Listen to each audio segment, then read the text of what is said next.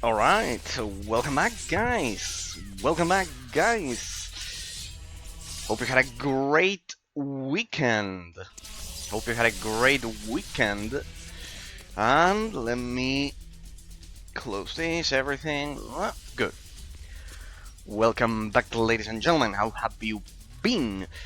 Well, as you can see today, we have something very special. As you can see, my appearance has changed, and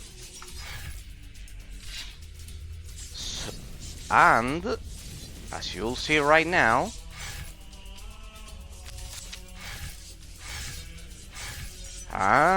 surprise, we have a Respect. Look at that, and I have very interesting details about what we are gonna do today. I know you cannot see it, but my inventory is there. Here I have my one-handed stuff, and here, as you can see, I have a two-handed stuff. Why is it that? Now, because right now I only have one-handed stuff. This one, Tense Anvil's Legacy. What happened to your mace, Eraser? You were doing dual wielding last time. Ah, yeah, we were doing dual wielding. However, I respect, and as you can see here, hafted weapons is not one of the talents that I chose. So, Eraser, why is it that you didn't pick, when you respect, hafted weapons? So you could keep using your mace. Let me remove all of my extra stats from my gear so we have a clean process. People, I respect because last time, in the previous stream, we finally figured out the complete system of the skill tree that this game uses. In order to unlock the branches of the skill tree, not the individual skill points, you need to pick the correct skills. Something I didn't know up until last time. So, I picked the Gruesome Inquisition focus, which will unlock the branch. As you can see here, you need to pay attention to these empty bar here. Shader things were really time-consuming, and they eat up a lot of memory. You bet they do. The game has crashed for a lot of time. So, pay attention to this empty bar here. See that there it says that you need to distribute the skill points. And wait, there's a goblin trying to kill us. Do I have my weapon? Give me a sec. Let me get rid of them.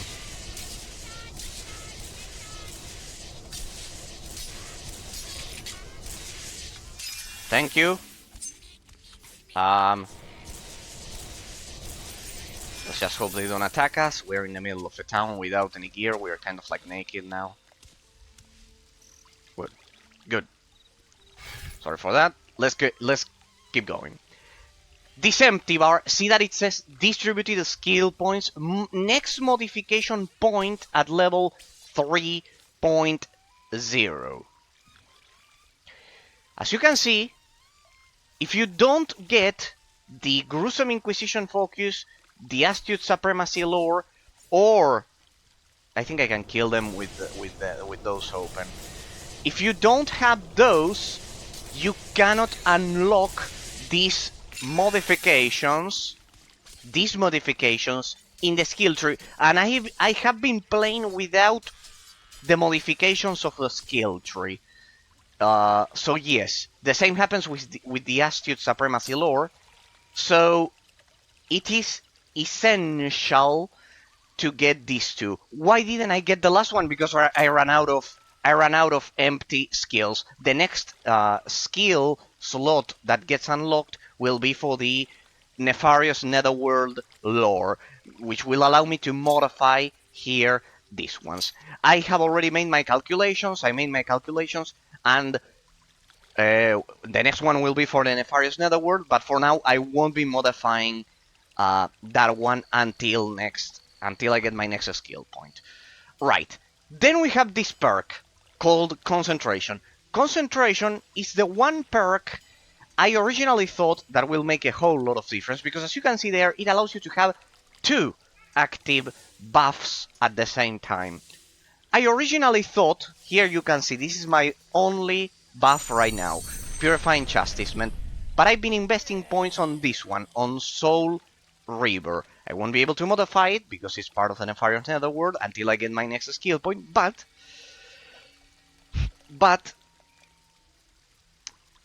I originally thought that you would unlock buffs, passive buffs, by just leveling up, by simply leveling up. And that's not the case in this game. That's not the case. I think if I equip my things, there won't be any... It won't make any difference at this point. I just wanted to show you my gear, that I've also purchased some gear here. I got this one that is new. So, yes, basically, I got this new belt, in case you couldn't see it. So,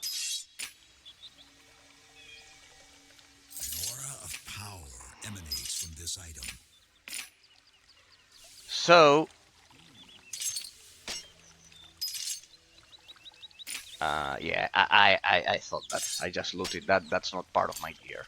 There we go. So, this talent, Concentration, is essential, because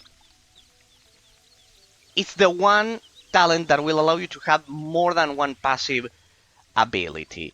And as for the rest, as you can see, let's say I swapped my hafted weapons talent here. So that brings us the problem that we won't be taking advantage of my dual wielding skill here. Why? Because I only have one two-handed staff. But I have one-handed staff. The second I loot a second one, I'll be able to make use of my dual wield here. The rest armor lore, pretty standard. You need it because it gives you armor to defend yourself.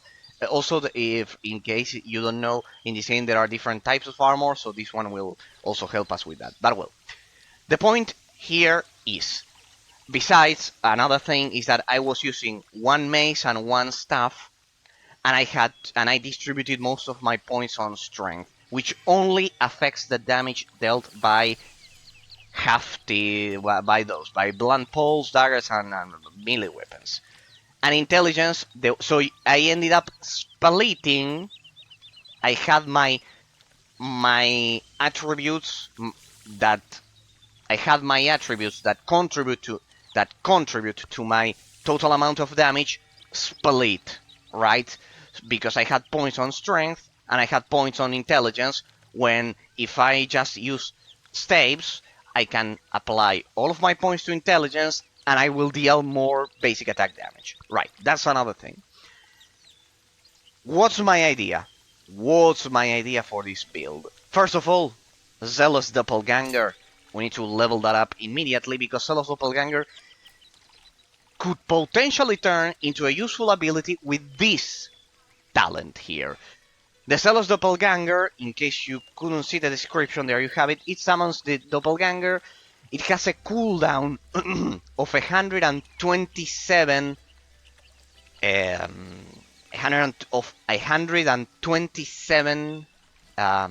seconds, and the Doppelganger's lifespan is just 31 seconds. So it's a pretty terrible and shitty ability until you get this. So I will rush to that, but that will lock getting a third buff, which is what I wanted to have with this reverse polarity. All we have to decide is what to do with the time that is given to us.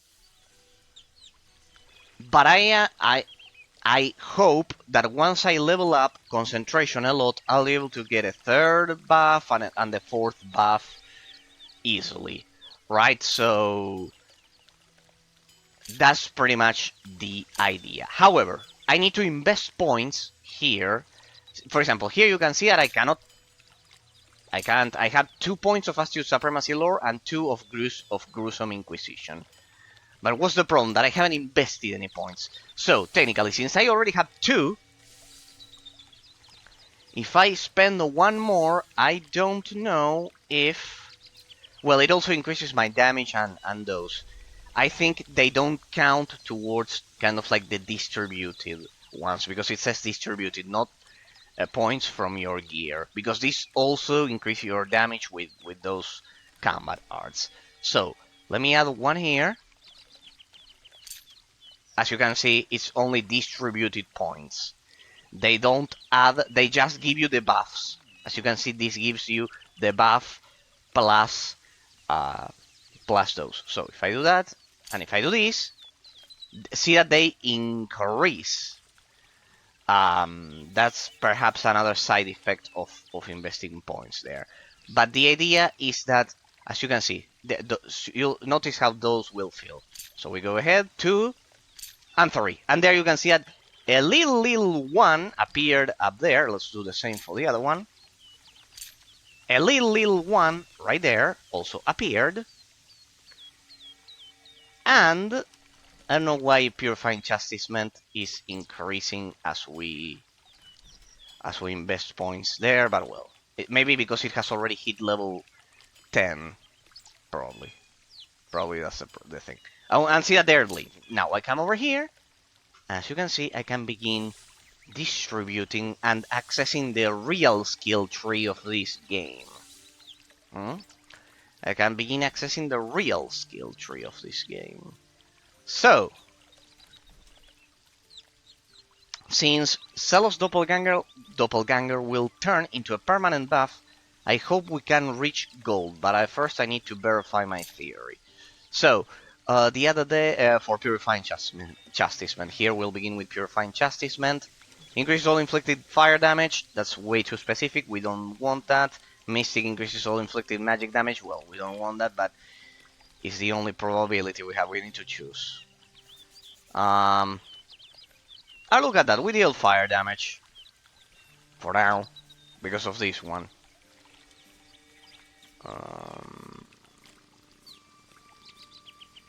Minus 13.5, what the... Chance to bypass armor, blah blah blah blah. And this one also has fire damage. Alright, looks like we have a lot of fire damage at the end of the day. So, we get that. And we see there that we finally filled that hole there. Well, let's go for Celos Doppelganger, because otherwise it's a useless ability. I haven't invested a lot of points on this ability because I didn't know this, but from now on we'll invest a lot of points and make it stronger. It will start slow, but it'll become stronger and stronger.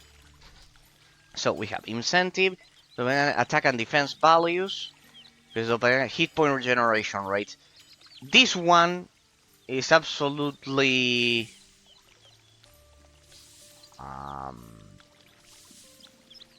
useless because it will be a permanent buff. I don't know if it will have a cooldown or something, but well, we'll see. Maybe it has a cooldown. Hey Claire, there is no time for praying now. Carry on. While you are meditating, unbelief keeps spreading out. Careful, maybe it has a cooldown. And when the doppelganger is killed... it could be. Because it's a permanent buff, but it can be on cooldown, I guess. So it would make sense to increase its hit point rate.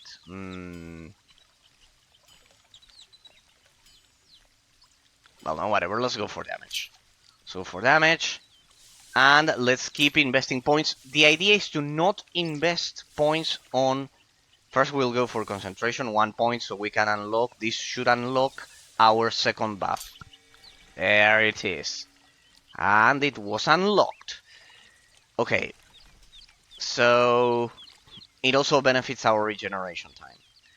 I wonder how many points I have to invest here to get the third one, because that will be quite important. But first, let's level up all of our. Let's get to gold level of this. So we go Astute Supremacy, 1, 2. We get another point. So we now get equal levels. Receives the combat arts of Gruesome Inquisition aspect. The doppelganger receives the combat arts of the Astute Supremacy aspect. Focus. These are all mostly single target damage. So. Ooh. I don't know. This one is useless. These are all area of effect. I'm not. Let's go for single target damage. So we'll give him Gruesome Inquisition. It's kind of like direct single target damage. So let's go for that. And let's go for the last one. Here, this one will be costly. 2, 3, and 4. So,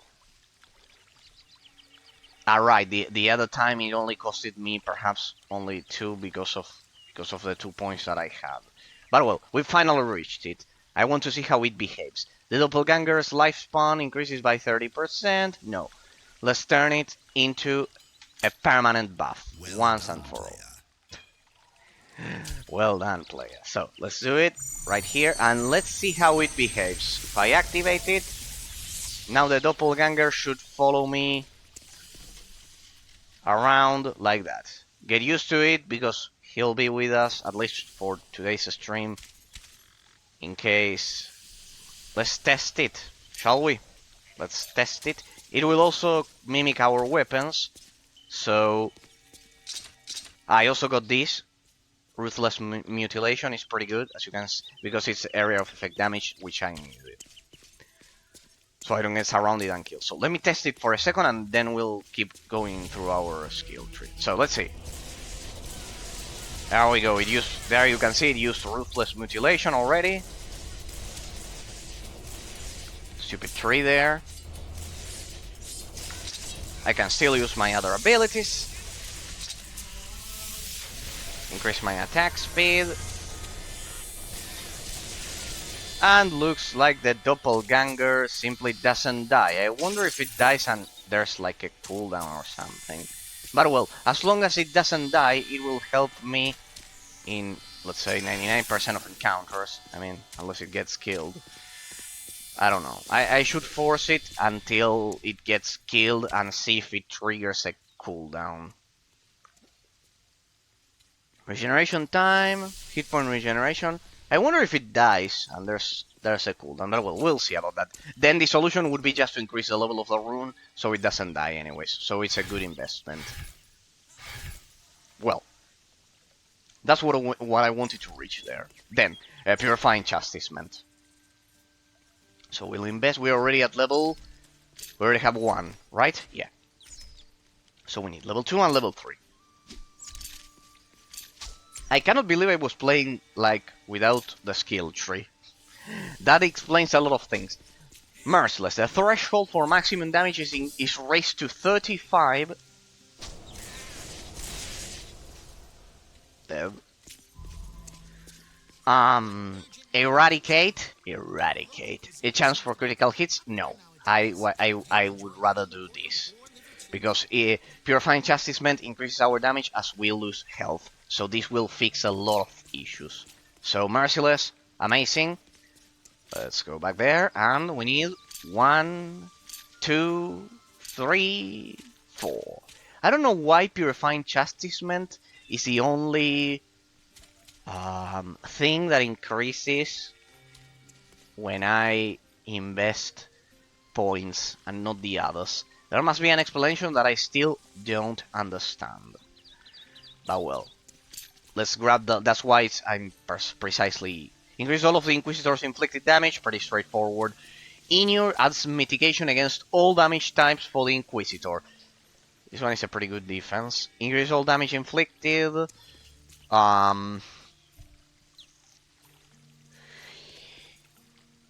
yeah, with this we can turn Purifying Chastisement. I wonder how much mitigation this means. But generally, surviving it's kind of like more important than dealing damage generally. But I don't know. This one increases all types of damage, and I may have another way of I may have another way of not of mitigating damage. I don't know.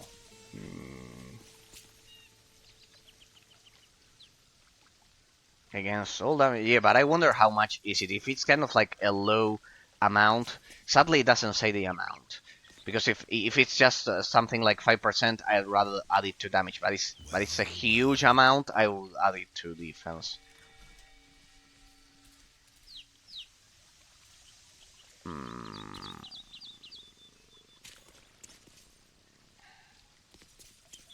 I will only know once I invest it. I'll only know it once I invest it, unless I don't know. Let me search for it a second. Which talent is it? Hallow and Inure.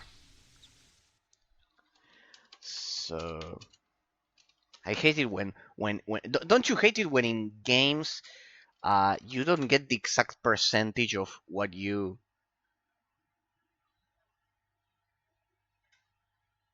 when you when you when you are building up your character. You don't have the exact percentage. I want the exact percentage.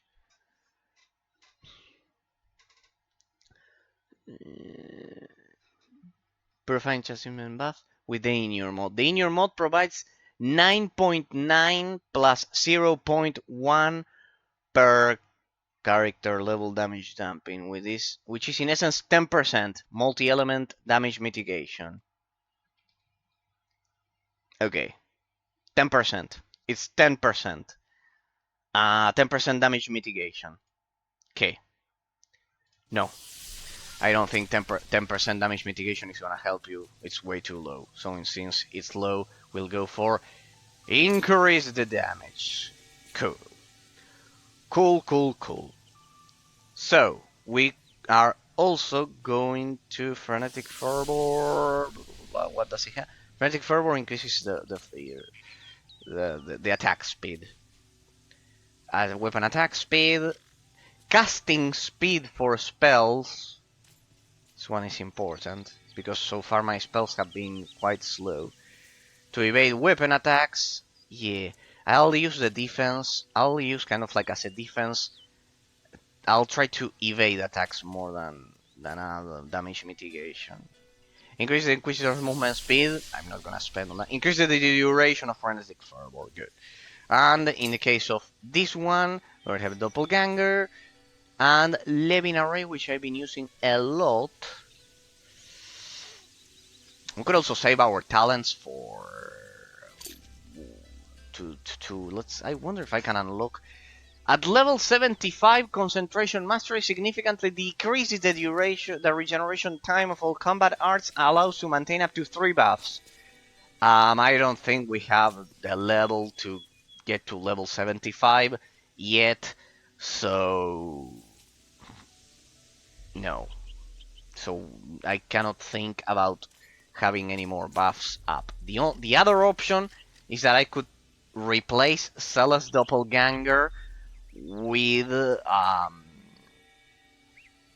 Cellar's Doppelganger with Soul River, but no, they'll be able to surround and kill me anyways. Oh well. Oh well. This one helps you evading attacks, and the one thing I could do is replace Purifying Chastisement with Soul River for now. But well, we'll see. Then of course, eventually I'll unlock them all. I don't know to what level we'll get by the end of the game, but well. So at least you need 1 point of concentration for the second buff. Okay. We will go for what else? What else? If I'm not using this because I won't have the third option. This one. Let me see the modifiers of eruptive desecration. Additional items. No. Restores Inquisitor's hit points with each explosion. This one is pretty important. Increases base physical damage. Increases the damage range of the explosions. Okay, Apocalypse increases the damage range of explosions. Alright, so we can turn this into a truly area of effect damage. Inflicts additional poison damage over time. Yeah, I should probably increase the range of this shit. I know, but yeah, but I can't spend points yet. We'll need the third thing. Okay, so let's fix the other skill trees. So, Levin Array, which I use a lot. Combined with Frenetic Fervor, they pretty much have the... They do have the same. 28. And Frenetic Fervor. 64, what am I doing there? Right. Yeah, I should probably split those now that I've... we have a problem there. No, this one is not. Frenetic Fervor, Paralyzing Dread. Here. Levin Array, Raving Thrust. Okay. Okay. So Levin Array. Several forward. Let's see. It widens the angle of effectiveness, lengthens the range of lightning strike. Paralyze decreases the movement speed of affected enemies. This one may be important. Decreases the attack speed. Oh. Still alive. Inflicts additional leech damage that heals the Inquisitor. We need that. Straight for that. Anything that leeches health is essential. The question is if I should go for Levin Array or Frenetic Fervor. Remember, today we are going full skill tree. We'll be analyzing the skill tree in depth because we haven't done it up until now. Frenetic Fervor increases the casting speed, weapon attack damage, further increases weapon attack damage, casting speed, chance to evade, attack value, that's damage, good. I wonder, I believe that's attack damage rather than dealing a blow. Relentless increase the duration of Frenetic Fervor, pretty much. Yeah, but it's not that interesting. Ruthless Mutilation, improving movement speed. This one is important. Increases the weapon damage inflicted. Dolor, which means pain in Spanish. So thanks for using my native tongue, my native language.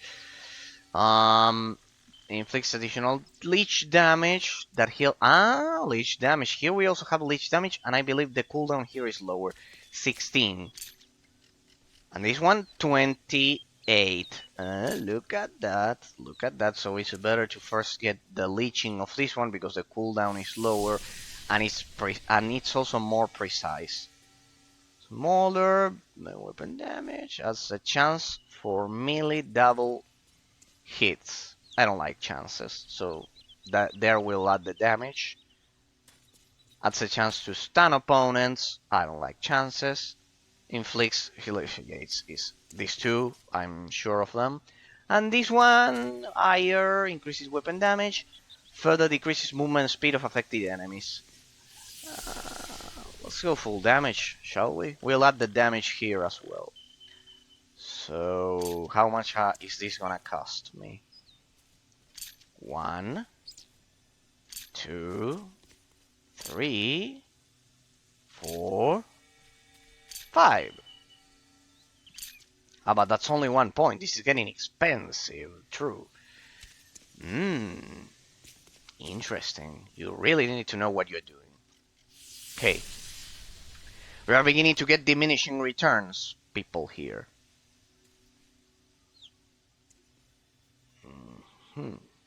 It's movement speed. It's not attack speed. Forget it. Pure damage. Okay.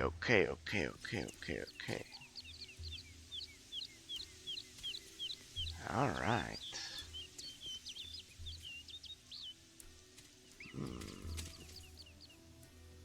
So 5.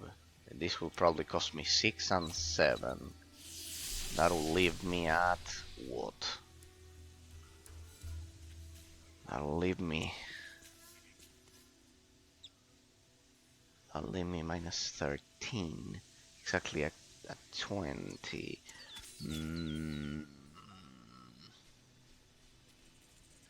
Yeah, 20. Seems like a Matter? What's stopping you? Well, I'll just leaf through the Bible of Kerr. Let's see. What am I gonna read? First Testament? I read that already. Second Testament? Finished that as well. Here, Third Testament. Day of Reckoning. Yes, that sounds good. Thanks for your input, Inquisitor. Yeah. I think I begin to get diminishing returns in terms of my basic attacks. Though this one deals area of effect damage, so... yeah. Alas. Shut up. Here, I'll move you so you just shut up. This should...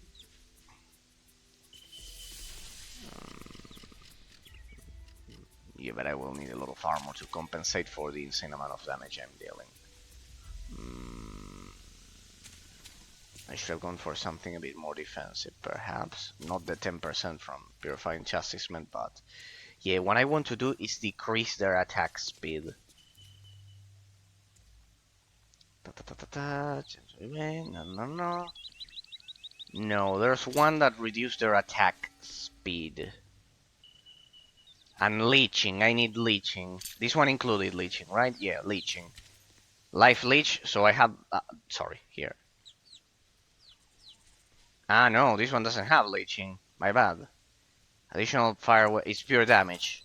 Oh, well, whatever, we'll use all of our points there. We'll go for Ruthless Mutilation. It has the lowest cooldown out of all of them. And it deals area of effect damage. So, I mean, area of effect. It targets several enemies. Slow soul opponents.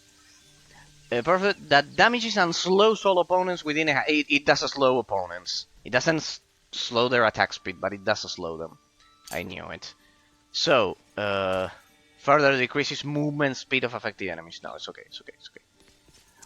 Inflicts additional. It's okay. See, yeah. Here we have life leech. Okay. Yeah. Better. Even better yet because it's in that talent. Okay. Let's go. We'll go all the way. 1, 2, 3, 4, 5, 6. 7, 8. It's much more expensive. Shit. Alright, but here we have leech damage. We'll have leech damage, so my calculations were wrong. It's not just 1 point. We have leech damage and additional fire-based weapon damage. These should go in tandem with Purge here. So it's well worth it, but I think it's gonna cost me what? Now. Next modification, 31. Here you can see how much it will be. Okay. So it would be 9 this time. So it was 8 and 9. Alright. Well, I have no option. Let's go all the way in. What the? There's a limit. There's a limit. What the? Is this a joke? I can't invest any more points. Perhaps I had to level up. Gruesome Inquisition Focus, level 25. What does that mean? That I can only get to level 25 spending? I need to wait until I level up. No. That's... at least it says next level, so we'll eventually break that cap. Alright, well, at least I only lost 1 point.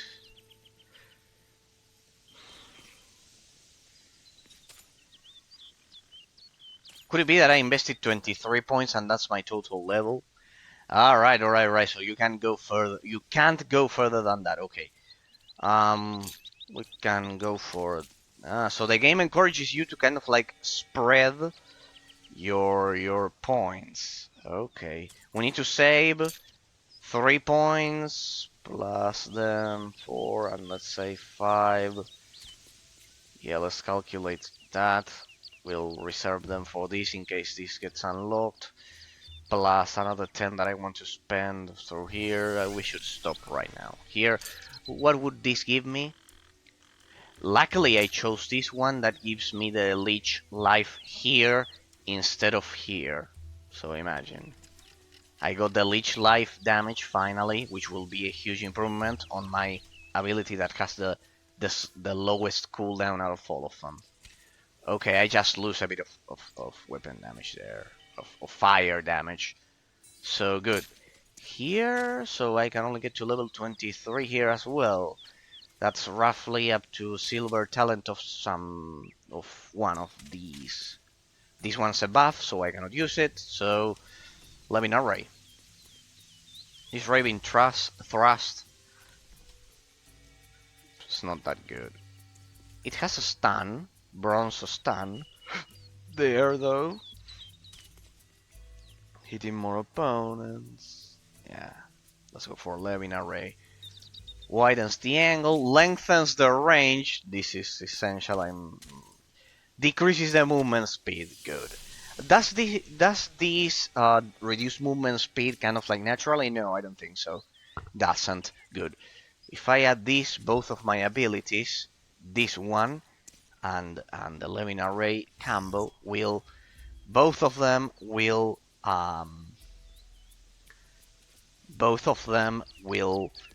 decrease my enemy's movement speed. And I cannot get to steal life, but I would leave it ready. So... I don't think I have enough, huh? I only wasted, temporarily wasted 1 point, so... let's first do the armor lore and the magic staves, because basic attacks are also important. So, besides any proficiency with them. So we'll do 10 points and 8 points here, so we get to 10 and 10, and the rest we can save it for Nefarious Netherworld lore. Dual wield, I need to leave some points for that, so let's be cautious here. Hey player, I think I won't spend any points. Why don't you continue? Are you lacking the right faith? Let me see. Will this one increase? Kerr? May your soul be damned if you don't go on already. You shall suffer hell's worst tortures if you Shut leave up. me in the lurch. Let's increase our defenses up to level 10. This one is basic attack damage, which I care a lot about, so we'll go 10 points there as well.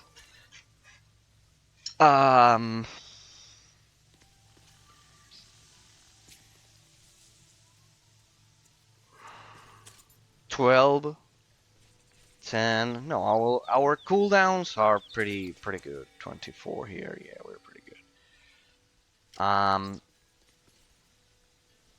I will, of course, add a bit of dual wielding.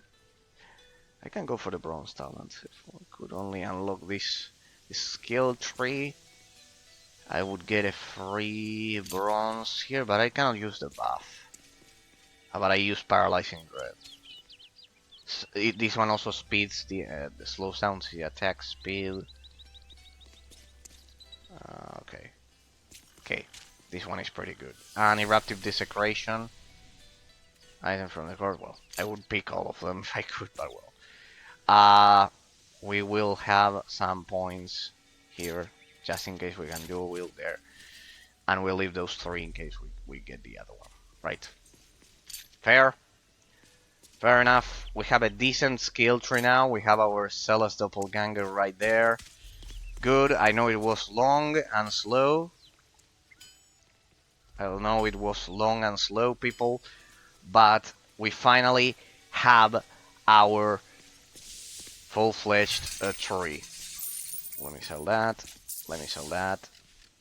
Let me sell that. And remember, once we get... I'll leave it here so you can see it. Once we get a second single-handed magic staff, if we can get it here... I don't think there's one. They are pretty unusual. Two-handed, they are all two-handed damage. Two-handed.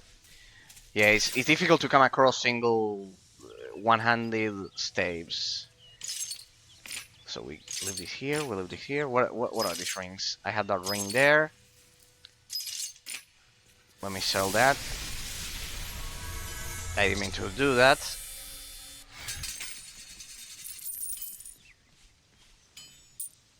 Let me sell those rings. Ah, damn it! I shouldn't have sold that. Where's that ring? Damage converted to poison. Give me that back.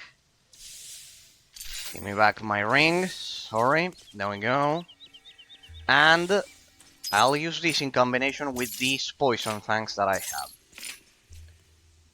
Choke of lava, damage converted to fire. Ah, but this one would benefit from our Purifying Chastisement buff. Increases all damage, all fire damage. We should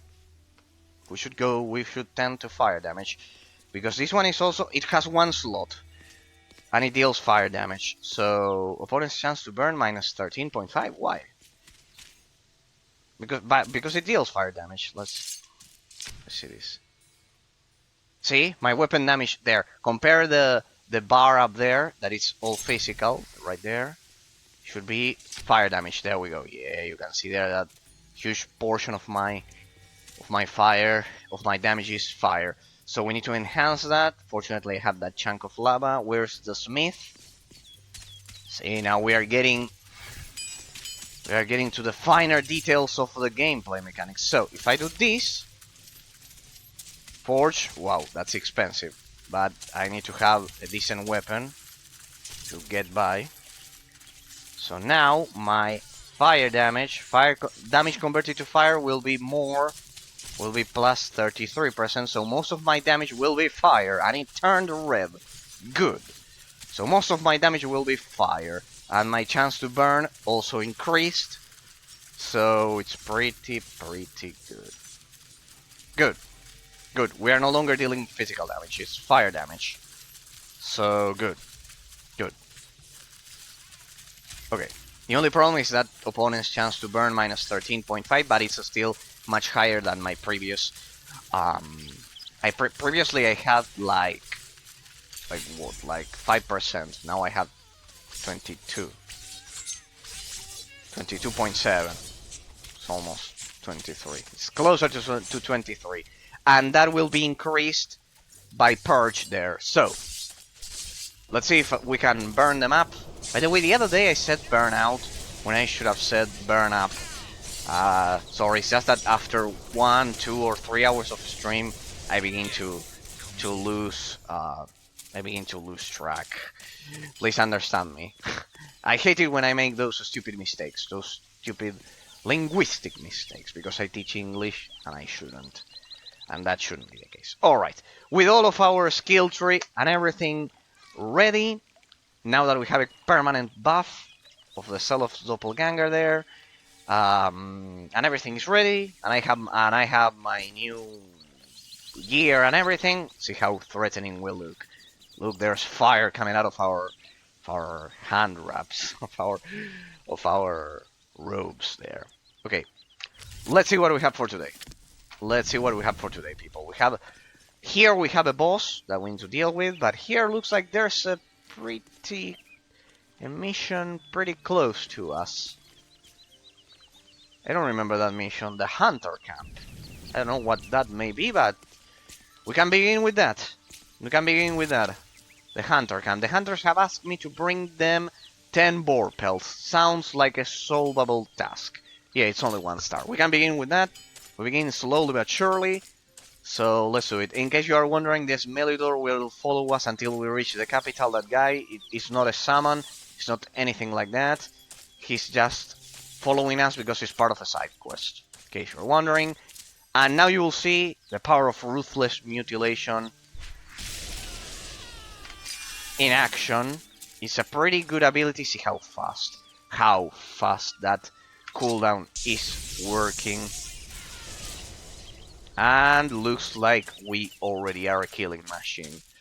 Look at that, people. Look at that. Someone's following us to kill us. Ah, there's a boar.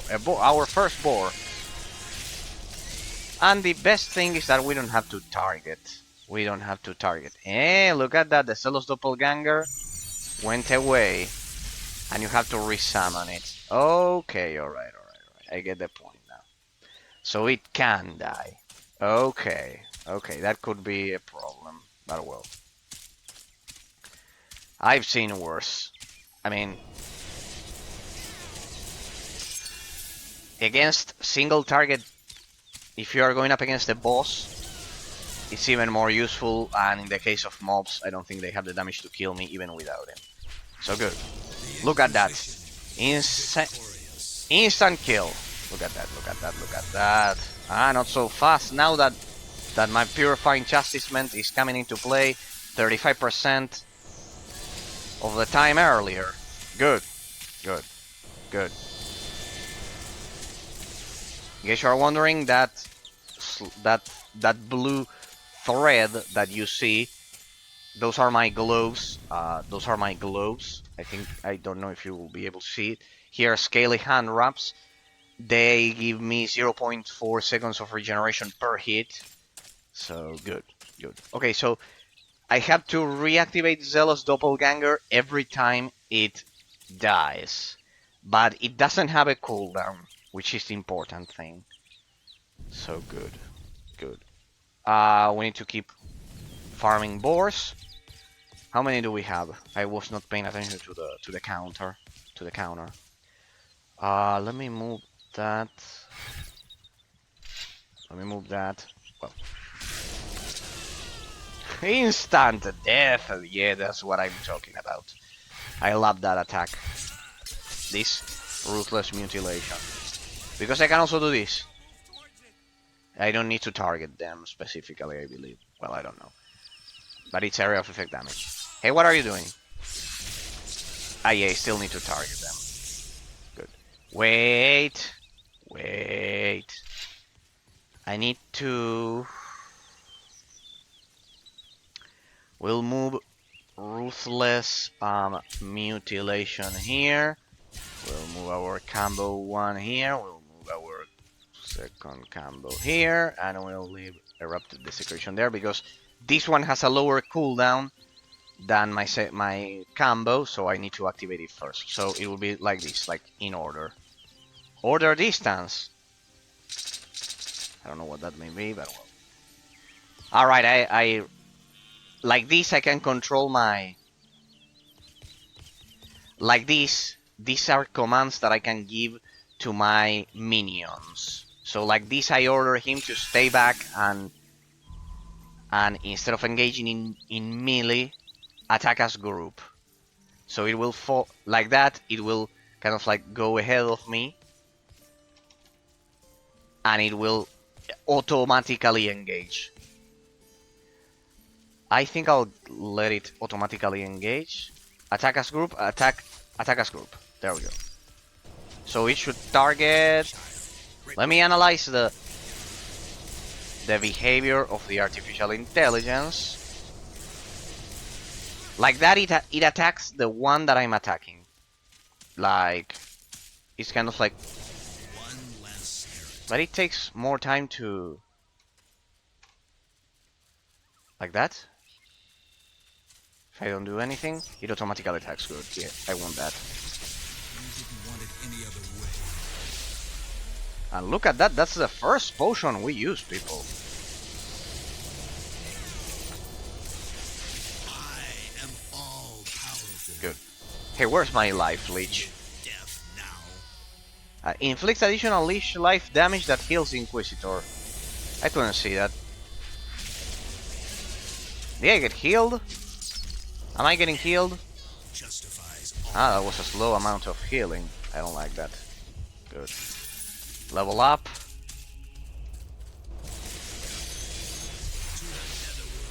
Ah, damn it. The leeching, the life leech is way too low. I'll keep that in mind.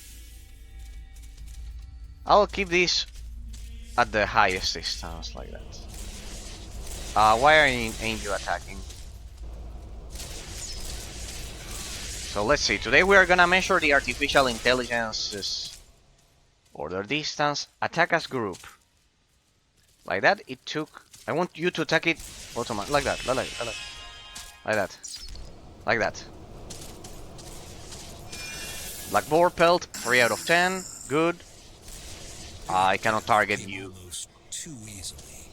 Attack as group seems pretty good as well. Besides, it will follow my commands. Let's see if I don't do anything. Anyways, it attacks, even if I don't attack, so... It's pretty good artificial intelligence. Pretty good.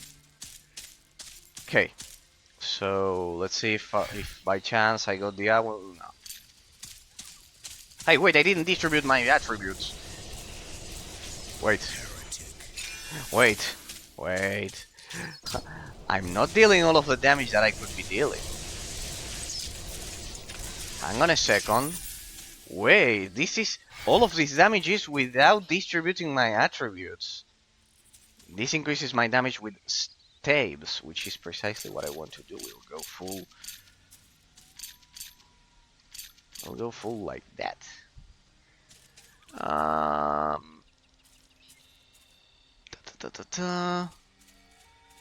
Hit points won't help at all like that, because regeneration time of all combat arts. Please stop. No, that's what I call damage. My experience. Willpower? Secondary effect damage. Burn, poison, freeze. Yeah, but... Increases energy shield hit points. We still don't have any energy shields. It increases spell resistance. Okay. Yeah, it gives you a defense against enemy spells.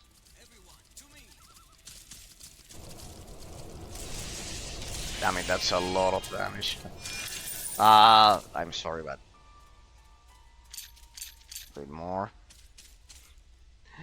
I'll go full intelligence there.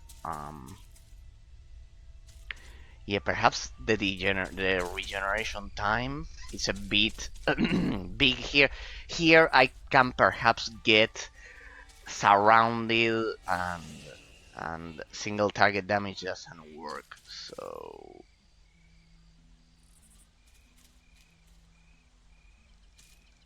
okay. Yeah, but this is in case you use a lot of abilities, and in this game, abilities have pretty terrible cooldowns, like... and besides, it takes time to cast them. Most of the times I've been killed have been because of that, precisely. Thanks for the potion, bear. So yeah, we'll go full damage and...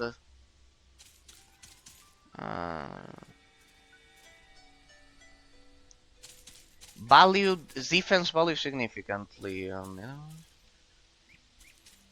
Weapon damage, combat art. It also increases the combat art damage. What's the combat art damage? Wait. Combat discipline, combat art. What's the combat art? Shit.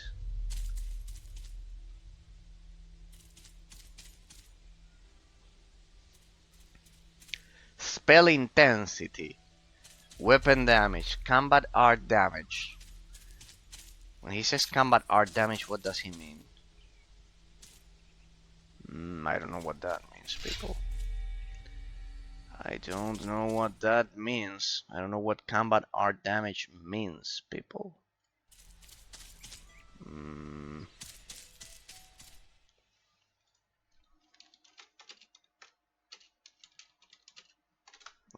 Let me look up for it.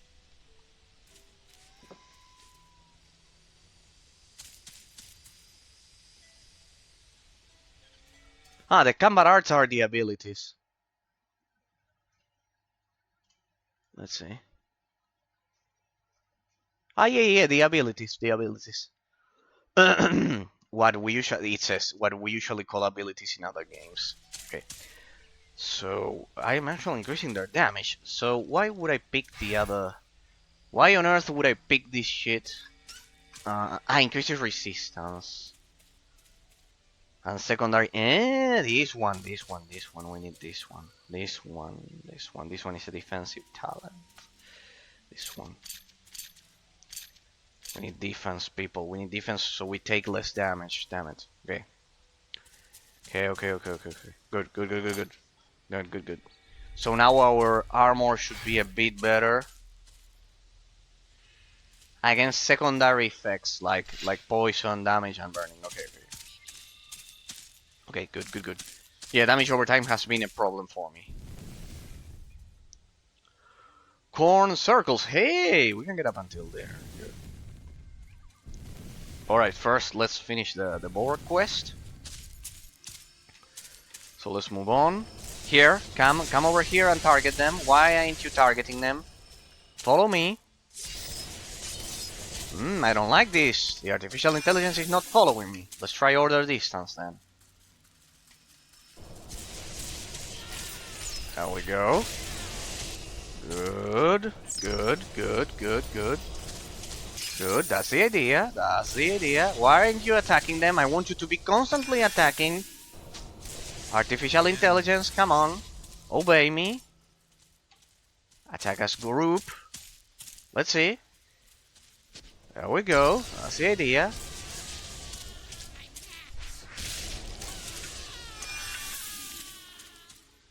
Let's see. Hunter cap boars. Ah, there are also boars over there. See if I can get over here. Okay. I wonder if eruptive desecration is now more powerful.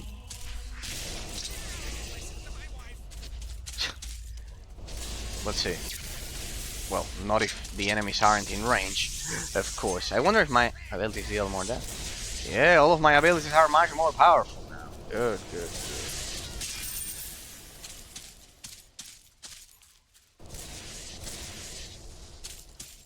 Hey, I wonder if strength also increases... Wait. This one doesn't increase damage of combat arts. 58.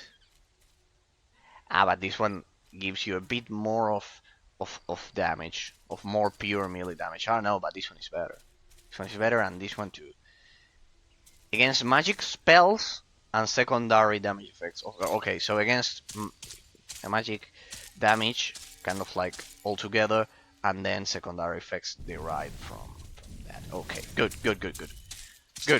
We should be an unstoppable killing machine now, people. Good. Now I just need to figure out if we're gonna do attack like that, or attack them, for example. That still deals quite some damage to me. That magic damage. Fuck. I was not paying attention, shit. Probably they killed the doppelganger. Shit. Now I get it. I will not fail again. Now I get it. If the doppelganger gets killed, I probably don't die. Probably. If I get killed before the doppelganger, I think I don't. I think I shouldn't die. Right? Well, whatever. I was not paying attention. Sorry that I got killed in such a stupid way. Because now I have the I have the power to prevent that from happening. All right, it's changing because you can find boars at several different locations, fortunately. So don't worry. So let's see. This won't be easy for you. I cannot forget about my abilities. I think what killed me though last time was magic damage. Hey, what's going on there? Get it. There we go. Good. I love that attack. That ruthless mutilation. Hey, only 10 seconds of regeneration. Good. Yeah, that didn't work. Let's go for attack order, distance. Seems to be a bit more active, I don't know. I need to find what's the...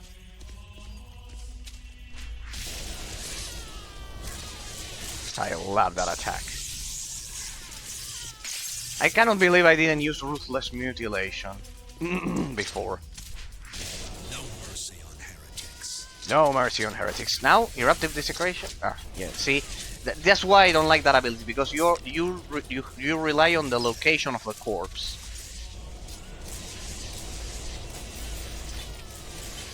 The next day, you'll have the young queen's child. Not. Look at that, I'm barely wasting potions on them now. Good, our economy will improve. That's the important thing. I'm here for the economy, people, not to play the game. We are all here for the economy. Let's see. Yeah, that's like...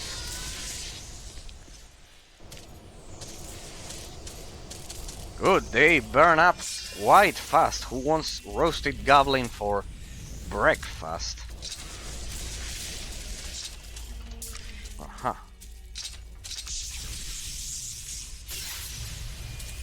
To the netherworld. Well, the Raving Trust did work there.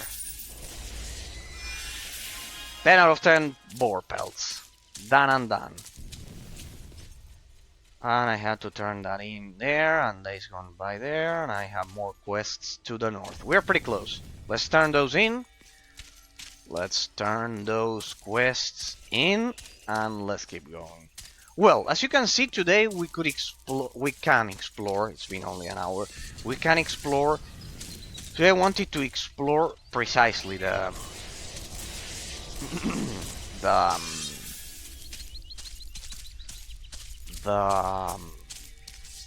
the intricate, subtle aspects of a skill tree that the game has. From the hand of the Inquisition, gnome. And now we... That doesn't bother me. Good. Good. See that we are already developing a rotation. So good.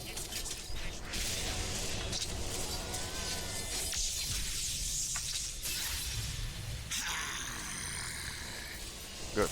Good. The Raving Thrust is working as well. The Raving Thrust. Look at that. 101. We are not... I think we are getting potions because they are two different stacks. Don't tell me we've got a one-handed stave. Oh no. It's two-handed. The other one? Ah, we got another one and it's also two-handed. Shit. Darn it. We need... one-handed, two-handed. They are all two-handed. Why is it so difficult to loot a one-handed staff? Hey, these guys weren't here last time. Looks like this town has finally flourished. Die. There. I mean, I love this ability, yeah? And I ignored it for quite some time. But I love it. Ruthless Mutilation. It has, I think it has the best cooldown out of all of that skill tree's abilities. Like this one strikes an opponent with a good weapon. I know this one is also... I know this one have better, but they are kind of like single target. This one is kind of like what I was exactly looking for. Why ain't you attacking them? Attack as group. Or the distance. Let's see. They're attacking me. Why ain't you attacking them? Don't be stupid. Well done, that's exactly what we need for this ritual. Glory and power. Uh-huh. Now the hour is upon us. We had this a side quest. The hour is upon us. We have to go to the old ruins and deliver the stone to the first mage of the High Elves. When they will be able, then they will be able to complete the ritual and their souls will be free. I will follow and assist you with my powers. Ah, we have another person in our group. Good.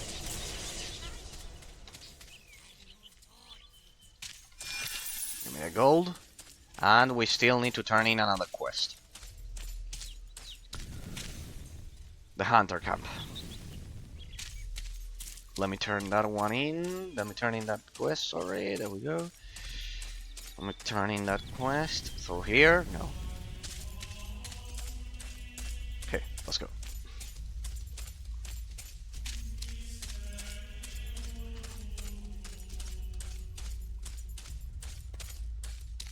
I think there are no enemies in here. Few, like this one.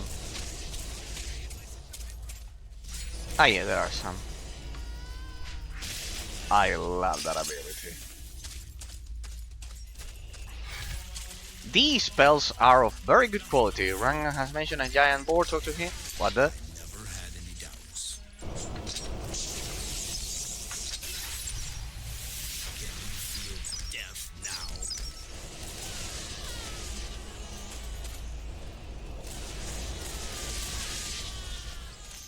now? Anyone else? Thanks for the potion. 102, good. Let's turn this one in. So far, reward hunting knife. No, I'm a mage. I'm sorry, I'm a necromancer, I can't.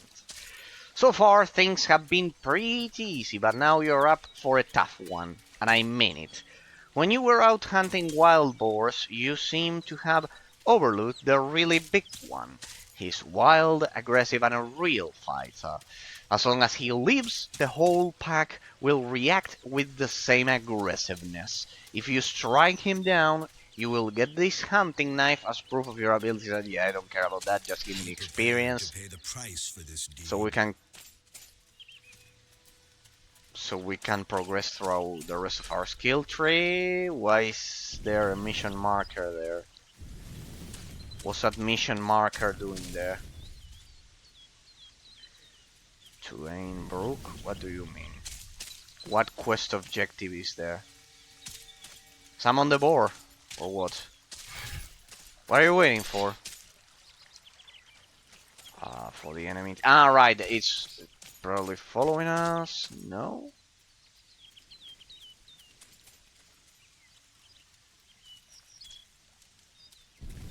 So where is the boar? The boar. Pretty explicit. We still need to go to the northern section there and complete those quests. We also have this dungeon here. Perhaps today will be the day in which we can do the strengthening dungeon, the strengthening elixir dungeon. The boar. Alright, let's kill the boar. Let's begin with this one. So, as you can see, ladies and gentlemen, last time we analyzed the early game combat mechanics that the game has, and I can see that the boar is gonna, yeah, there it is. Oof, it hits like a truck. That's not a surprise. Ah, it killed me and I survived. Look at that, look at that, look at that, people. As long as it's Cellar, I was right, the Cellar's doppelganger makes you immortal. Even if it kills me. Oh, look at that, look at that. Ah, it deals poison damage.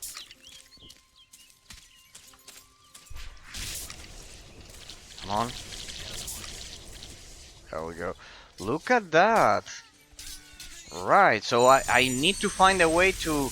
Okay, so it's important for my class to find a way to I need to activate the hotkey for Cellar's doppelganger. If I can do that, I can survive anything. I'm literally immortal. As long as the Cellar's doppelganger is up, I'm immortal, so I was right. Okay, let's do it immediately, so I don't forget it. Controls, so this would be buff 2. I need to have a quick hotkey there.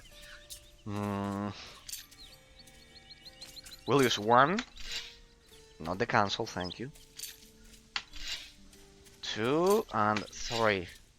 Alright, so no, we'll swap them. We'll use S. Then this one will be D. will be... Ah, no, I cannot use F because that's auto-collect. That's all I need anyways. And the other one is the Divine Gift. Oh. That I always forget about. So we'll do... A, S, D. And the Divine Gift will be...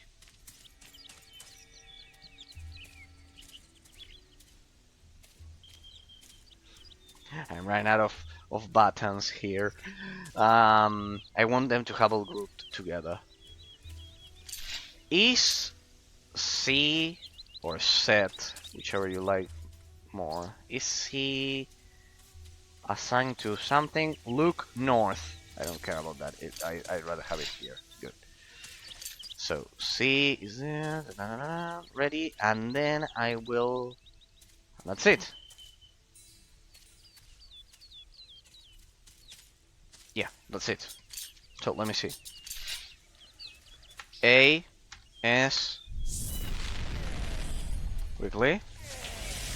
That's pretty fast, pretty good. Just what I needed. So we are. Ah, right. I don't need to even touch the mouse to even press down the mouse because it's not like the active abilities. It's a passive. Look at that. As long, believe it or not, as long as I can do that without getting killed, I will be immortal now. Because remember, if I get killed and the Cellar's doppelganger is up, it automatically transfers my soul back to the doppelganger. So I could create a loop. I like this class now. It's a loop. It's true. It's true what we read. It's true what we read. That it's the most difficult class to kind of like wrap your head around it. Like, it's difficult to understanding the learning curve. But we are technically immortal if I understand it correctly. As long as we don't get killed after the doppelganger is killed. Or without activating the doppelganger. I'm satisfied with your performance. You are indeed a real hunter. Here, take this hunting knife. Wear it with pride. I think we are done. We have more quests in here. Our unending, complete 100% completion of the game continues. Take this first to Robert the Merchant. The hunter's life is also taken in hand. Deliver. Yeah, we'll be a rider. We need to deliver. We are working for Uber Eats now. Huge shout out to anyone working on that. It's an incredible work for society that we all use every day. Let us leave. Have heard we'll way across the bridge on the riverside, and an escort mission. I don't know what's the point of escort missions in this game when the people being escorted don't die. Kind of like they don't take damage. They are kind of like just take us. We have 3 different quests with all of these people following us. But well, no matter. So today we could finally. Alright, that's what I forgot to assign. Since I assigned my passive abilities to this, the AI behavior is now unassigned. Wait, it should be over here. Toggle attack range for minions, there. So we'll assign that, we'll assign the AI commands to 1, and the other one to 2. Perfect. So with 1 and 2 now, I can control the behavior of the artificial intelligence, distance, longest distance, and then attack individually or attack as a group. We need to test this to see which one has the best behavior. I want my minions to engage automatically. That's the idea. So the doppelganger, if it dies, I am kind of like behind. So the doppelganger takes the front line, and that happens. As you can see, they kill me, and I got automatically revived. That's the idea. As long as I can do that, I'm technically immortal. So I'm beginning to like my weird class now. I just need to get used to the hotkeys now. I will make some mistakes, I won't press the correct hotkeys for some time, but once we get used to it, it'll be amazing, because I'll be able to refresh the loop as long as I stay behind. That's why I'm so interested in making the Cellar's doppelganger engage. So it dies first, and I can stay back and reactivate the loop of the combat, the rotation, the skill tree rotation, basically. So we have that, we have that, we have that. Hey, look at that. We have something I just saw something interesting on the map, people. I just saw something interesting. Was very brave because I was interrupted, but I saw there. Yes, there. Look at that. You know what that means? Where are you walking? Wait. There's a road. That's why we are getting so many enemies. Wait. Let me get rid of all of them so we can console the map. See, my doppelganger is not engaging. I need to change that. See, I don't know if you are noticing that the damage over time there killed me, and I revived. This is even better than having, let's say, damage reduction against poison, because even if it kills me, it's a secure. It's kind of like a 100% chance of having a second chance at the enemy. Like, it's better than just mitigating damage or trying to avoid it. So the game is turning out to have some incredibly interesting gameplay mechanics. Now, let me console the map. Look at that. Interesting. Something that I've been hunting for quite some time, and look how close we are now. That must be a mount vendor.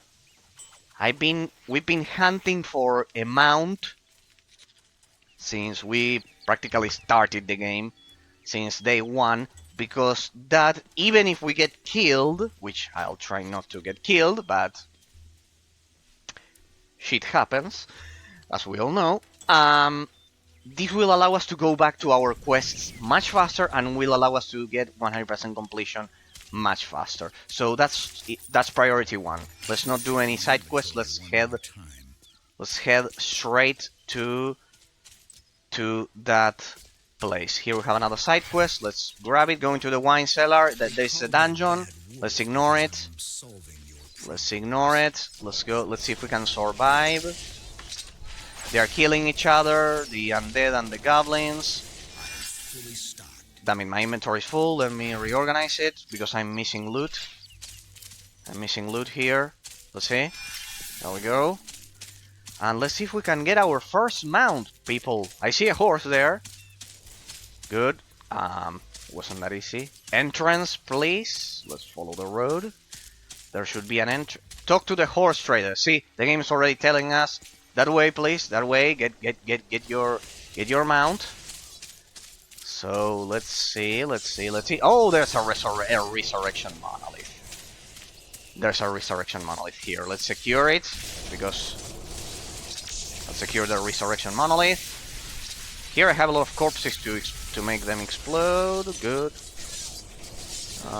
But then I won't be able to go back to town. Wait, and I want to go back. In fact, because we have more quests yet there to do. Because I mean, this game is it's so incredibly huge. Right, wait, please, stop. This is a solemn moment. We'll get our first mount since day one that we've been playing. Wait, as you can see, the game, it's incredibly huge. For those of you who may watch this as a YouTube VOD, it's been 8 days, just so you have a reference, and we've cleared all of the initial areas, you can see. Alright, it's a solemn moment, people. We'll get our first ever mount and ride it. Now I can see that it's way too expensive and we cannot afford it. And indeed I was right. 57,843 gold. That's... Hey, I can choose. Racer. Hey, they have names. Leap. Leap? What could that mean? Kind of like I can make them jump. You can fight on mounts in this game. That's something quite peculiar as well. You can fight, and you can kind of like mount them inside of dungeons. You cannot enter a dungeon with a mount, but you can reactivate it inside of the dungeon. So, Nag, we have Saddle Horse. Poor guy, they didn't assign a name for... I wonder if these are randomly generated, just like the items. Well, that will be interesting to see. Chance to block riding. There's a riding skill which apparently affects the combat capabilities of the mount as well. So it's quite interesting that you have... I think I had 2 points on riding. There it is. 4 points there in the center of the screen. I cannot see it because it will disappear, but it's there. Between Divine Devotion and Regeneration per hit. So riding actually affects the core combat gameplay mechanics of the game. This is incredible. It's something that kind of like is so unusual that we have a kind of like a stat point exclusively for fighting mounted. So let's see. Let's choose our first ever horse, because they give you different... look at that. They increase regeneration time for combat arts. That's why this one is so expensive. It lowers the cooldowns of your abilities. And it increases your max hit points by 23.5%. They all have kind of like a base stat, which is it decreases time between combat arts, which are skills basically in this game. It's amazing because that makes transitioning from one fight to the other incredibly good. I can think as a comparison with World of Warcraft, when you mount in World of Warcraft, your cooldowns don't decrease, and you generally don't fight between one mob and the other one. So good. The developers certainly knew what they were doing there. See how the synergy between the stats that the developers gave to the mounts and the actual combat gameplay mechanics. See how incredible it is. So, I think can I sell the stuff I've been looting here? Yeah, I don't have to go to any other vendor. We don't use this. We don't use this. Yes, we don't use this. No. Today we respect. In case you are interested people. We are still looking for a one-handed staff that will allow us to complete our dual wield build. But here, let me sell all of these. This one is one-handed, but it's common quality. I need something fairly decent, so let me sell all of this. Let me sell this, and we'll pick the best mount possible that we can find in here. So, let me get... let me see. Riders max hit points. No, max hit, but this is pretty straightforward. They all affect pretty much the same. So, let's pick the most expensive. It increases our attack value. This one increases our attack value. I think the other ones don't. That's why it's more expensive. Defense. See, notice this. Defense value is a fixed number instead of a percentage. So, that's a huge impact. This one could as well... Resistance. That's pretty much armor, as far as I can tell, because it has the same thing there. Regeneration of the combat arts. I think this one is even better, but it's even more expensive, I think. Yeah, it's even more expensive. Saddle horse, racer. No. This one, the first one looks... No, there was another one. The first one. Hey, how many horses do we have here? Oh my god. These have to be procedurally generated, because they are kind of like infinite. You can play... Well, they are not infinite, but how many of them were there? 1, 2, 3, 4, 5, 6, 7, 8, 9, Yeah, they're like 40. They're like 40. But they conveniently gave us one that is pretty good at the beginning. Right, so... I don't know, but I cannot afford it. There was another one. This one. This one I can afford it, and he'll leave me some room to purchase potions. So, Saddle Horse, the nameless horse. Poor horse, let's assign him a name. Because all of the other ones have a name. Alright, we have our mount, finally, after 10 streams. Call mount. Ah, look at that. It's kind of like yeah, it's like a passive buff. So, here we go, people. A solemn moment, our first summon of the mount. And there it is. So, let's see the animation. Well, they didn't create an animation for it. Let's say that's and now we should be able to fight mounted. Hey, now this feels like Skyrim. I wonder how it works. Let's test it. The rest of my buffs are up, so hey, I have new leap. The horse leaps forward, thereby overcoming obstacles in its way. Hey, perhaps we can skip some kind of like leap over the terrain. Good. Alright, so it's Q and W. It defaults back.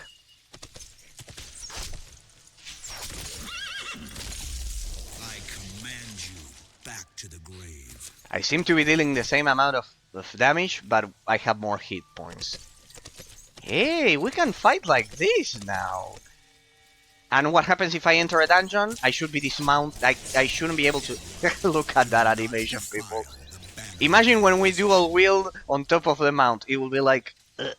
it will be like Gandalf in the Lord of the Rings.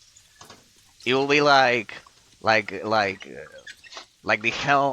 Helm's Deep all over again. Remember that? That in that movie Gandalf was like with the staff and the sword, kind of like how do you work with a horse and how do you ride a horse without your hands? So let's do this side quest then. I shouldn't be able to enter. You get automatically dismounted. But I should be able to mount again inside of the dungeon. Well, I'll get killed at this rate. Wait, because I'll get killed here. It's still a dungeon. And they've already killed my Cellar doppelganger. Wait, and they killed me. Alright. I was... Hey, thanks GR Tech or Junior Tech for following the channel. Thanks from the bottom of my heart. Hope you are enjoying Sacred 2. It's a pretty amazing game if you like MMORPGs. Thanks from the bottom of my heart. I truly appreciate it. As I always say. I hope you are enjoying Sacred 2. It's an amazing game if you like single player MMORPGs. Like this is the perfect. It's literally like a single player MMORPG. And yes, basically what I do here on the channel, I analyze games, I review them, and yes, we do pretty in-depth analysis once we finish the games. Once we reach 100% completion of the game, and this game is proving to be one of the biggest I've seen in my life. Well, I would still say, I was discussing this the other day, with another follower. I was mentioning that it's as big as Skyrim, bigger than most games from the 7th generation, and it's amazing how it completely flew under the radar. We know the reason. I discussed it in the first stream, basically, which is that it had a lot of technical issues. I released a guide last week for anyone who wants to play. Also, anyone watching this as a YouTube VOD. Last week I released a full guide on how to play it because of how broken it's incredibly broken, this game. I am running kind of like borderless gaming in the background because you have to force the game to run borderless because it has a severe, a pretty nasty memory leak on Windows 10. And not only that, it uses a specific version of the NVIDIA physics engine that we've been discussing here on the channel. That it's incredible that a game is so incredibly broken for Windows 10, and that's the very reason why it's not that it flew under the radar voluntarily for most people back in the day. Can I loot mounted? Yeah, I can loot mounted. What I cannot do is use my abilities. I cannot use my abilities. I cannot use my abilities. Now I realize it. Now I realize it. And yes, for anyone who wants to play the game, I highly suggest you follow, well, either my guide or other guide, but be sure that it follows all of the steps because you need first a specific version of the. We still need to turn that in, right? But now we have our mount, and it will be much faster when we die. Ah, all right. So that's another dungeon. Ah, that's the dungeon we were in. Let's try it again. Let's try it again, a bit more focused. The game also has an amazing internal clock. This is amazing when I discovered this. The game has an internal clock which measures how much time it has passed.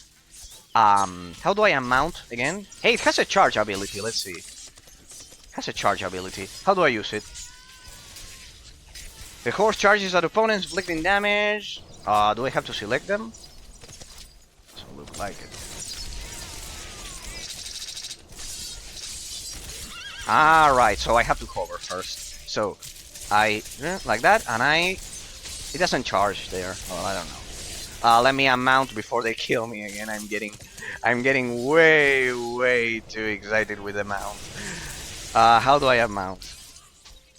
What was that? Someone's attacking us from behind, people. Let's get out of here. I can skip this. Let's go straight for the dungeon. The game has an internal timer which measures how much time it has passed since you died last time, and it's incredible because the more time you stay alive, the stronger enemies become.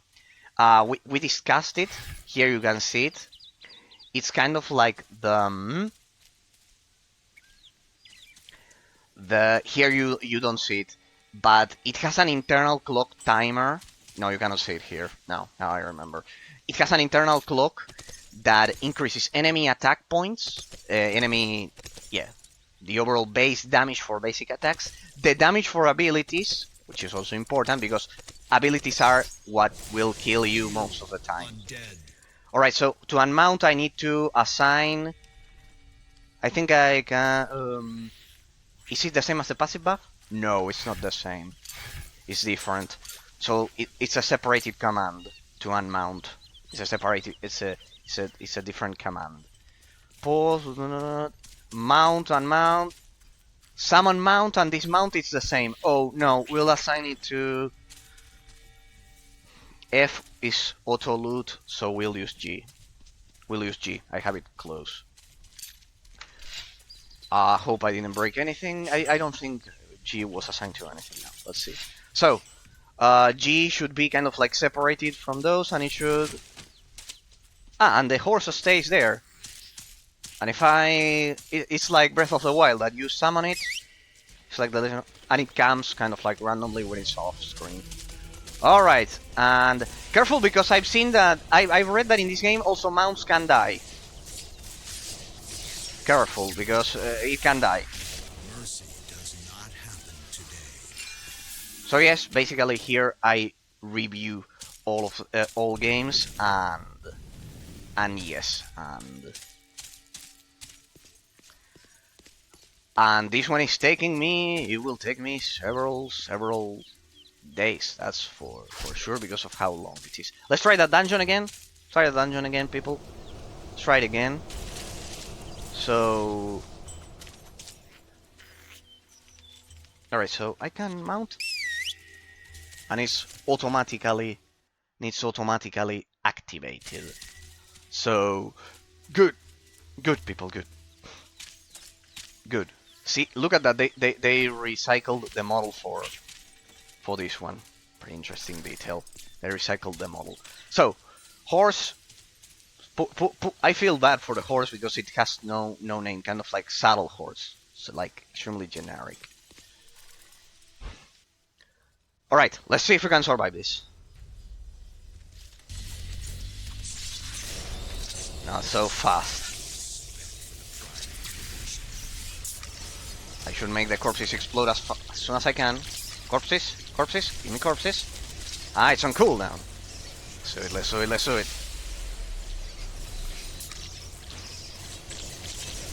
Careful, we're receiving damage over time, but fortunately now we have more resistance points. Nope. Alright, I should unsummon my goblin. Let me unsummon my loot goblin. Raving Thrust. Sorry, I know that I activated my inventory there. And I cannot see my health. Good. Done and done. Done and done. Hey, my goblin is still following me.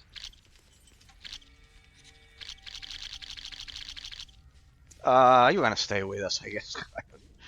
You're gonna stay with us. Right, so... I should be able to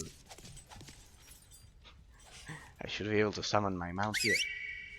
And it pops right there. Careful, because I read that, as I said, that they can die.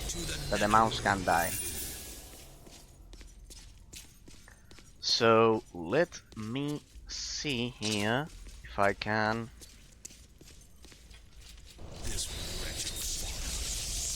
There we go. Picked up Glorious Legion. There we go. Amazing. Fire Relic. Relics are just protection, people. They don't add damage. They don't add overall damage. So yeah. Let's see. Let's see.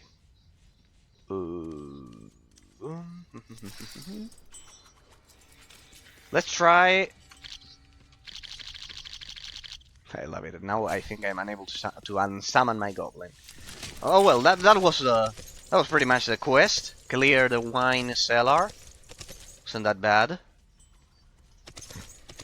Let's see what happens if I do this. It automatically gets unmounted. Okay. Good. Good. It is finished. Good. It is finished. There we go. Now I love doing this.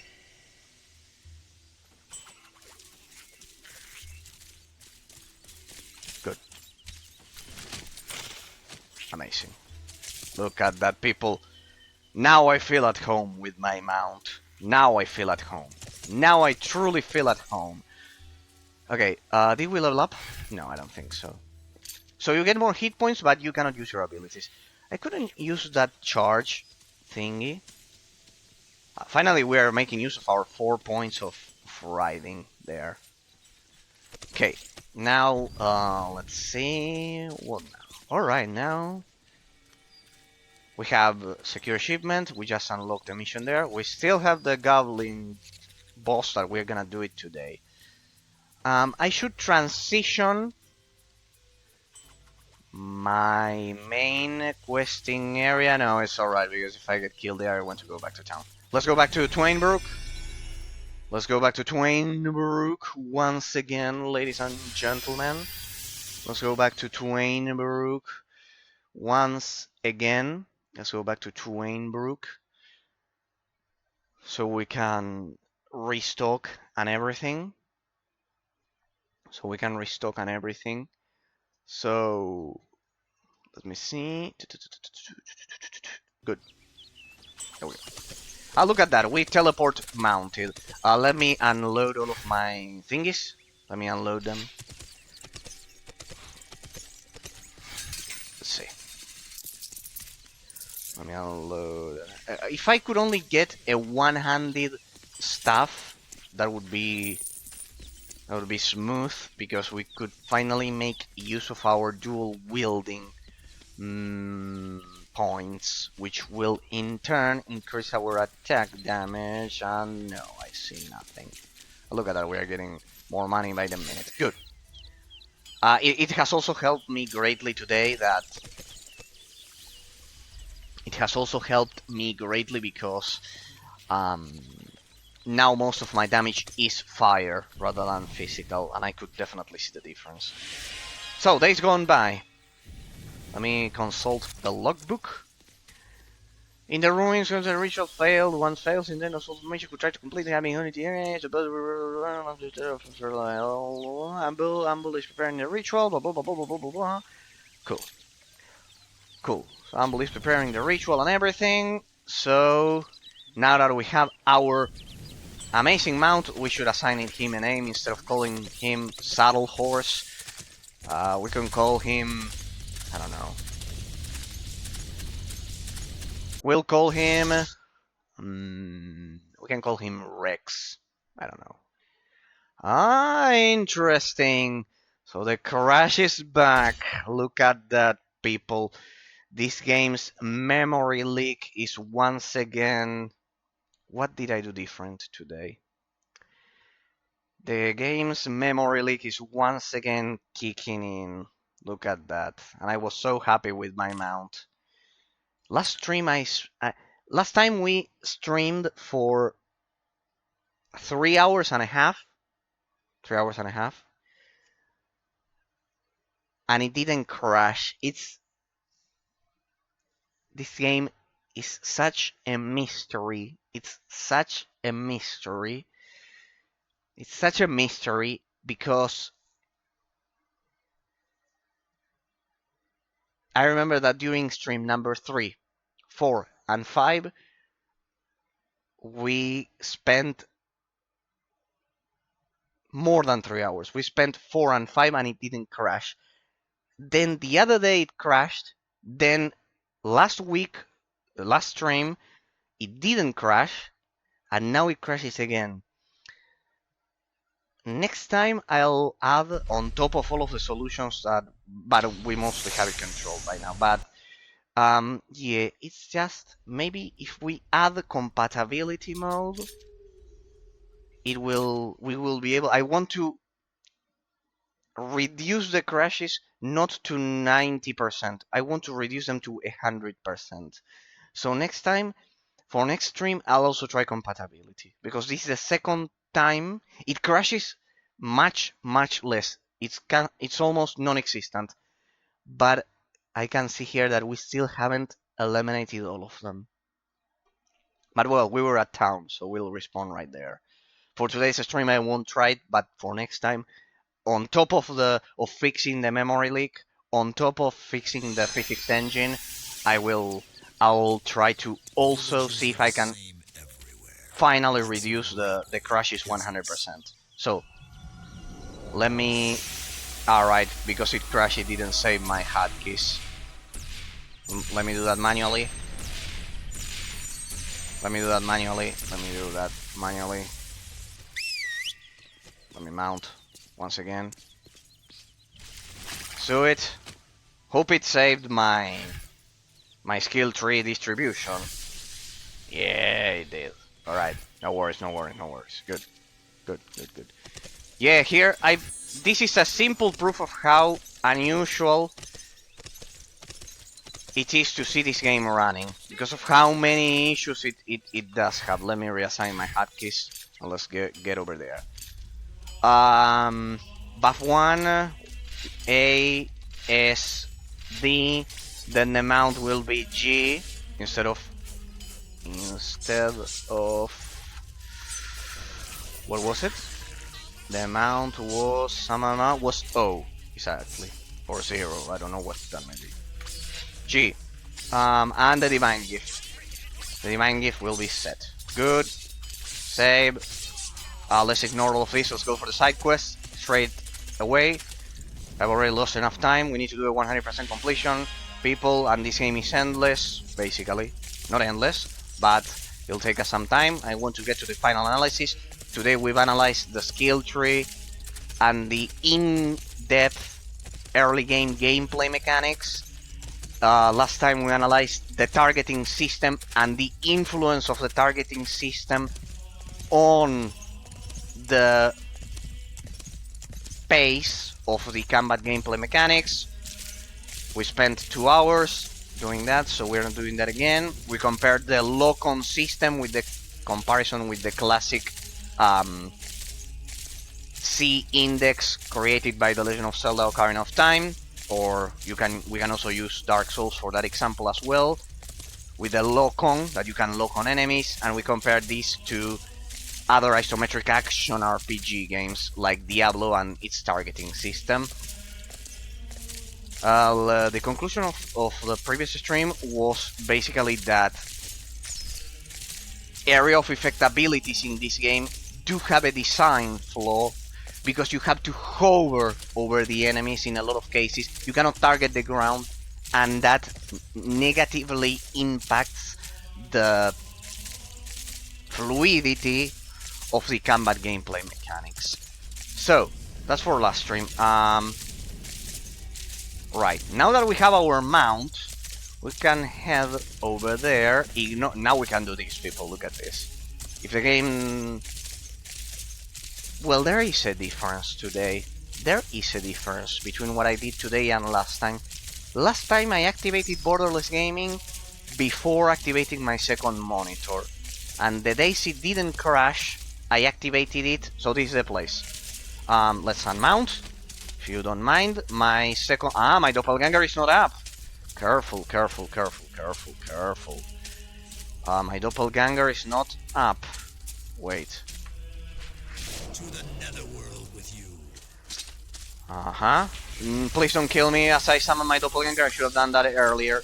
Damn it, sorry if I get killed there. Quickly, quickly, we are surrounded. Let's see. Damn it. Let me focus. We need more area of effect. There we go. Now if we get killed, anyways, we'll respawn at our doppelganger. Careful, there's a boss. There are several bosses among them. There we go. Now that we have a foothold, we can default back to basic attacks. There we go. Amazing. Ruthless Mutilation has proved to be amazing. Sorry that I interrupted my analysis, people. I got surrounded by an army there, literally. There we go.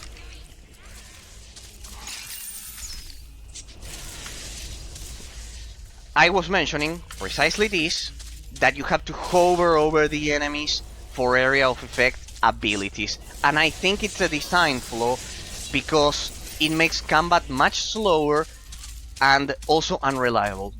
Hovering is an unreliable way. I mentioned this last time, but it's extremely important, because I think I mentioned it at the end of the stream.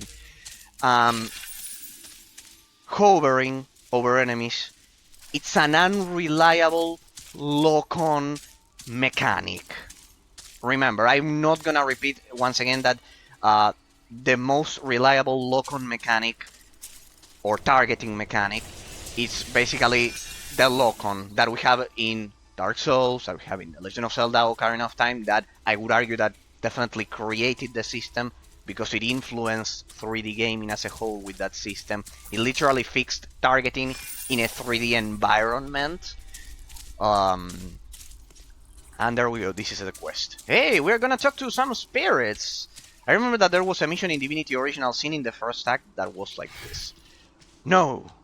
What did you do? How terrible! What did we do? We just got here. We were about to perform the ritual with... Have you noticed that the game has a lot of recycling on the character models? Especially the elves. So we performed the ritual and we get killed, we get attacked. Okay. Is our Celos doppelganger up? Careful, careful, spirits are pretty powerful in this game, because they don't deal physical damage. Good, good. Apparition. These are apparitions, they are not ghosts. They are different. There we go. That was... Alright, at least we got rid of one of the people that are following us. Like, these are two different quests that we need to drop these guys. This is something that I've also criticized at the beginning of the stream, that let's summon our mount and get to the next. Hey, let's see the pathfinding. Let's see if we can get in here. Yeah, good. Good pathfinding. Good pathfinding. The artificial intelligence has good pathfinding. I know it sounds so stupid right now, or nowadays. I look at that, I cannot mount it, see. I know that it sounds so stupid nowadays, but pathfinding was a real issue back in the day, ladies and gentlemen. We can see that most of those issues in real-time strategy games and real-time tactics games that we analyze so much on the channel. And that I've talked so many times about. Pathfinding was a real issue back in the day. Back in the early 2000s, well, this one was released back in 2008, but it was a real issue when the transition to 3D gaming was kind of like getting perfected, because it had already happened during the 5th generation, the PS1, the Nintendo 64, and well, we could also include the Sega Saturn as well. Corn circles. Hey, if we want to explore 100% of the map, we'll have to get to that cliff. So, let's get to that cliff. Or that mountain. That mountain. I don't know what it will be. Guess we'll figure it out. So yes, basically, this is what so far, the flaws. Can I drink a potion mounted? Yes, I can. So far, the flaws. It's one of the biggest flaw that I've found so far. That in terms of the gameplay mechanics, hovering over a specific enemy and not allowing the player to target the ground when you use area of effect abilities, AoE abilities, I think it's a gameplay design flaw. Why? Because you should be able to target the ground. We've seen that the smoothest gameplay. Hey, what am I doing? I can fight on top of while riding my horse. And I can drink potions. What I cannot do is get overwhelmed. I'll have to dismount for that, so fair enough. I hope this is the correct path. No, looks like a dead end. Careful, careful. So it looks like a dead end. It looks like a dead end, and you have to kind of like turn. This is the most majestic thing that this game has. The fact that you can move, you can travel through the map while having the map open, like in World of Warcraft. I love that they inherited. See, here we can see one of the many influences of World of Warcraft that World of Warcraft had on most, not only MMORPGs, but also overall games. If we consider this game behaves like an MMORPG, but can be played single player. Probably it looks so much like World of Warcraft. It behaves like World of Warcraft, except for the camera, which definitely determines partially determines the genre the game belongs to, which is the isometric action RPG genre. But it's incredibly influenced that World of Warcraft had even on games that don't belong to the MMORPG genre. Here you can see a clear example. Hey, my doppelganger is not up. That means we can die at any moment and we won't transfer our soul back to it. So we'll leave that quest for later. If they would just leave me alone so I can place a second so we can do another quest. Please, please. There, please, stop. Let's pick the next quest. This one we'll leave it for later because I bet I couldn't access it through here. So we'll do Sinister Figures. And then we'll do today, since we have a lot of time, today we'll go back to that Goblin village and try to kill this boss, right? The first world boss of the game that we stumbled upon last time, but since our skill tree was shit, we just couldn't do it. So let's get to, now that we have our mount, we should be there in 20 seconds, I don't know. Let's do Sinister Figures. Damn it, this is such a game changer. Now I'll be able to go straight for the side quests. Now that I have a mount, I'll be able to go straight for the side quests and avoid random enemy encounters. and that in turn will make our 100% completion of this massive game. I think it'll take us up to the end of the year at this rate. But well, then the final analysis will be legendary. Hope this isn't a dead end. Let's see. No, it's a path. Good. Good. Let's see. And sinister figures. There we go. It's a boss. This mission, I think we picked it long ago. So, is a Cellar doppelganger up? Yeah, it is. So, let's unmount because enemy density, if I remember correctly from last week, was pretty high here. And then we also need to analyze the behavior of the artificial intelligence. Remember that now I can manipulate it with my hotkeys that got reset because of the fact that the game crashed. So let me reassign them. Attack range formations, we use 1, and then 2. There we go. It's so unfortunate that a game this huge and amazing, it's kind of like so inaccessible. Like, you won't find a lot of gameplays about this game because of how severe the memory leak crash Justifies all is. So it's so sad. There you can see it. I got killed, and no matter how many times they kill me, if I can do this, if I can retreat and do this, I'll revive at my doppelganger. See? I've been analyzing the gameplay mechanics, and definitely reviving it's better than kind of like reducing overall damage, because it's much safer. Like, it's much more safe because you can you cannot mitigate all damage types, or even if you can, you will still take the damage, or you can go for evasion. But even better than trying to evade it, which I will also try, I'll try to invest some points on evading. This class at least, I don't know about the other classes because we'll just play with this class. Hey, I think it's not through here. Victory. How do I get to that quest?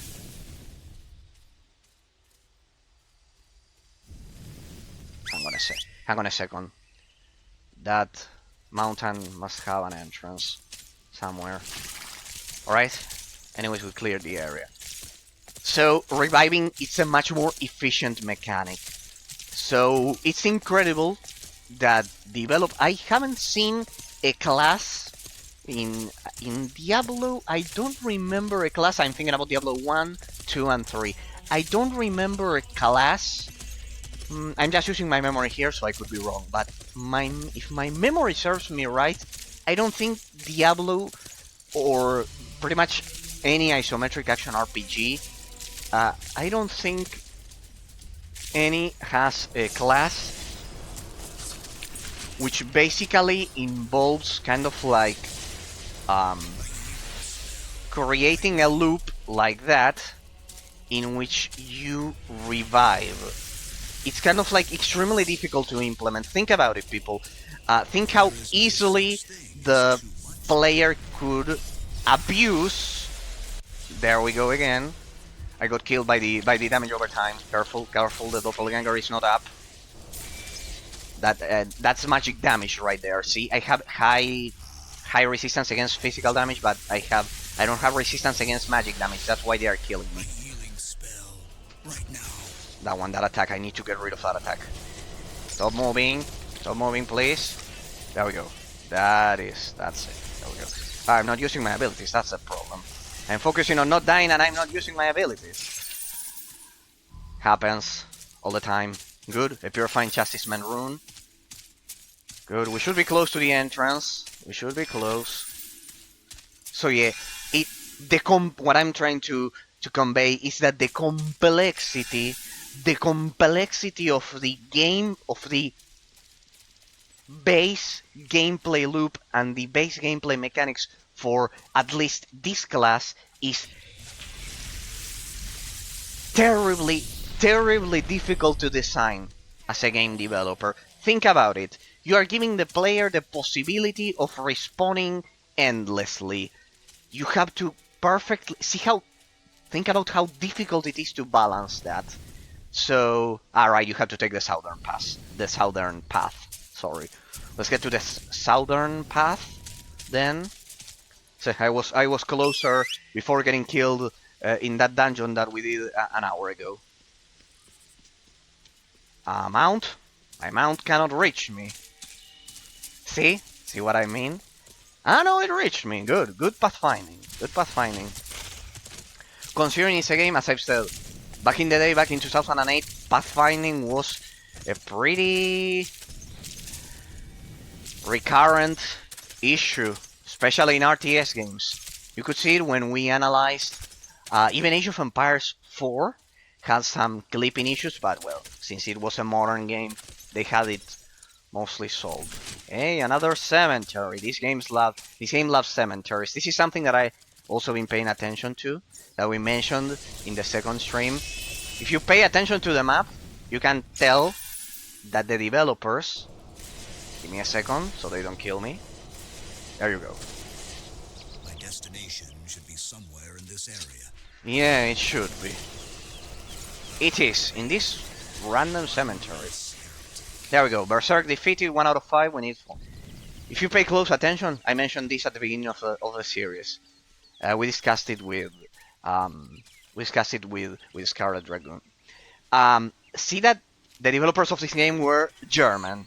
See how incredibly, coincidentally similar this map. Doesn't it look similar to something?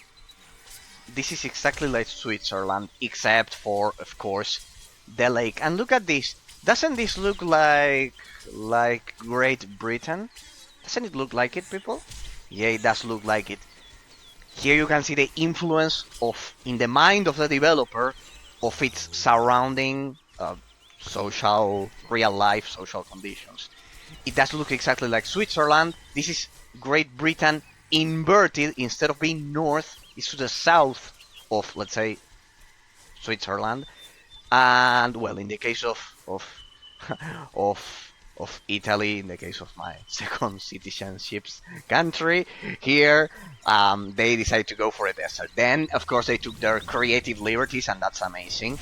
But you can, at the core of it, you can see the influence in a lot of cases. For example, in the Elder Scrolls, here this is another side quest. This is not the quest that we were about to finish.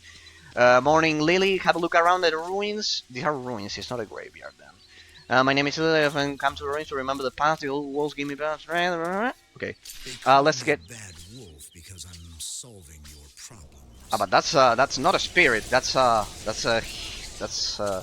Berserker defeated. So we're not going after the spirits, we're going after those guys. Alright, let's see. Oh, mini-boss. Careful, people. Careful, careful, this is a mini-boss. Could I explode the corpses there? Yeah, no. Area of effect, damn it. Oh, the doppelganger is not up. No. Let me get out of here. Careful, that's damage over time. Careful, they killed the doppelganger. Careful. I don't have a lot of room here. This is a clear example of the influence of a level design on the gameplay mechanics that I always mention so much. Here we can see it for the... Oof, that was an instant kill. I need to be careful. They've already killed me twice, actually. If it weren't for my abilities. There we go. Level up. My two favorite words.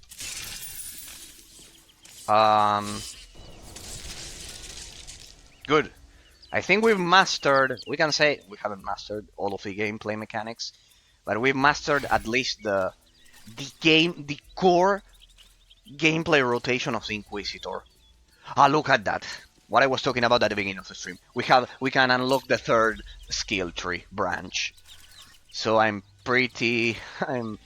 sure of what I'm gonna do. Nefarious Netherworld lore.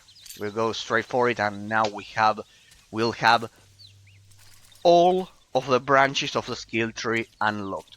Perfect. At the beginning of this stream, we did the analysis of the intricacies, of the intricate details of the skill tree, and we discovered precisely that you have to unlock the branches of the skill tree, and I was lacking one last branch. Look at that. Now, if we spend points, which is what we did today, if we spend skill points on the Nefarious Netherworld branch of the skill tree, we will unlock the modifications. So let's modify Paralyzing Dread that I use in the combo. In this game you have to pay close attention because everything in terms of abilities, they are called combat abilities in this game, it happens like this and you don't realize it because you use combos as well.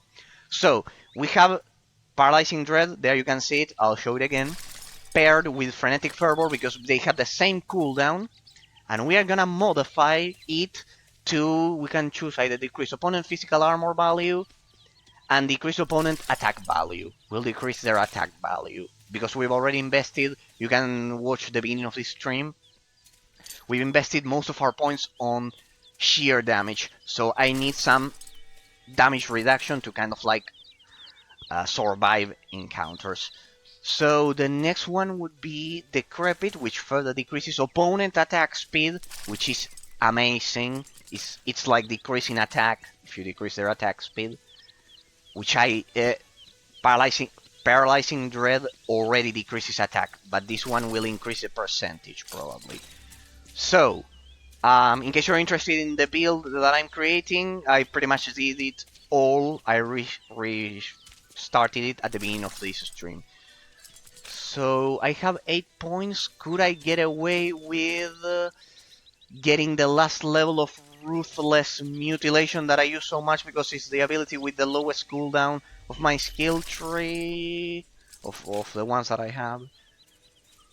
Smolder would increase additional fire damage, which would work in tandem with Purge of my Purifying Chastisement passive buff, which will increase fire damage.